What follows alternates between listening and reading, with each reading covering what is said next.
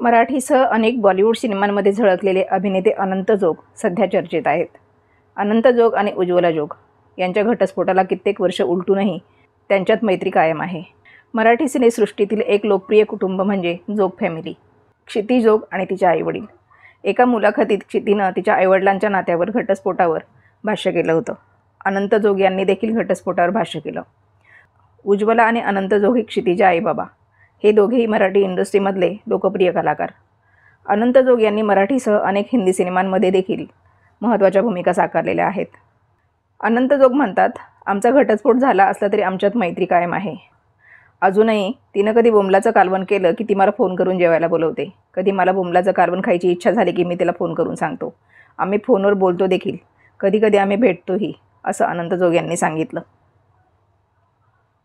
दरम्यान क्षितीनं या दोघांच्या घटस्फोटावर भाष्य केलं. ती म्हणाली होती की मी आईबाबांच्या टोकाचा वाद देखील अनुभवला आहे. सततची भांडणं पाहून मी वैतागले होते. शेवटी त्यांनी वेगळं राहण्याचा निर्णय घेतला.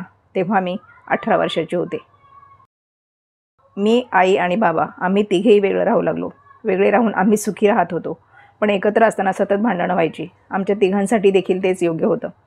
त्यांच्या घटस्फोटाला आता इतकी वर्ष झाली असली तरी आम्ही एकत्र येतो, भेटतो, जेवायला बाहेर जातो. बाबा आईच्या हातचं खायला तिच्या घरी जातात. मी जरी वेगळी राहत होते तरी माझ्या आईबाबांना माहीत असायचं की त्यांची मुलगी कुठल्या वेळी कुठे आहे. कारण मी एक जबाबदार मुलगी आहे. तसंच ते जबाबदार पालक देखील आहेत.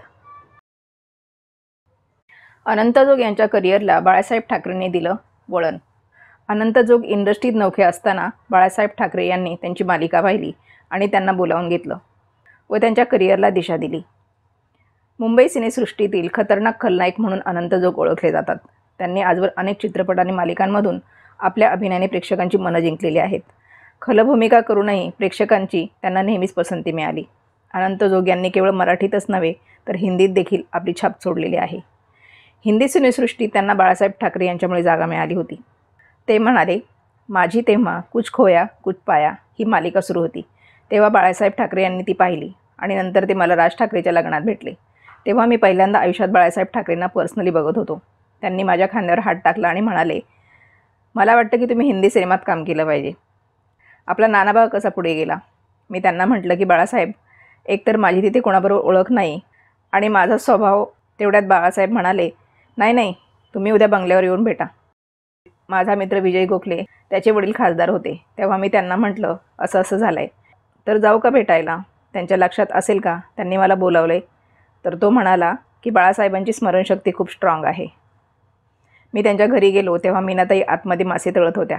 त्यांनी मला मासे ऑफर केले पण मला माशाचा काटा काढता येईना. तरी मीनाताईंना म्हटलं की मला माफ करा पण मला याचा काटा काढता येत नाही. पण माझी बायको सिकिपी आहे, ती मला काढून देते. तर बाळासाहेब म्हणाले की अच्छा, आडनाव जोग आणि काटा काढता येत नाही. तेव्हा त्यांनी माझं नाव प्रकाश मेहरा यांना सुचवलं. ते कोणता चित्रपट करत होते तेव्हा तो संपायला आला होता. बाळासाहेब म्हणाले की त्यांनी प्रकाश मेहरा यांना विनंती केली आहे की यासाठी काहीतरी काम असेल तर बघा. अनंत जोग यांच्या कामाबद्दल बोलायचं झाल्यास ते सध्या स्टार प्रवाहावरील अबोली या मालिकेत वकिलाची भूमिका साकारताना दिसत आहेत. शिवाय त्यांनी भूताचा भाऊ, हस्ती, हॅलो नंदन, साथी, कांची, पुरुष, जनम, मदहोश, विजयपथ, नो एंट्री, सरकार यासारख्या अनेक सुपरहिट सिनेमांमध्ये काम केलेलं आहे. अनंत जोग यांना पुढील वाटचालीस खूप साऱ्या शुभेच्छा.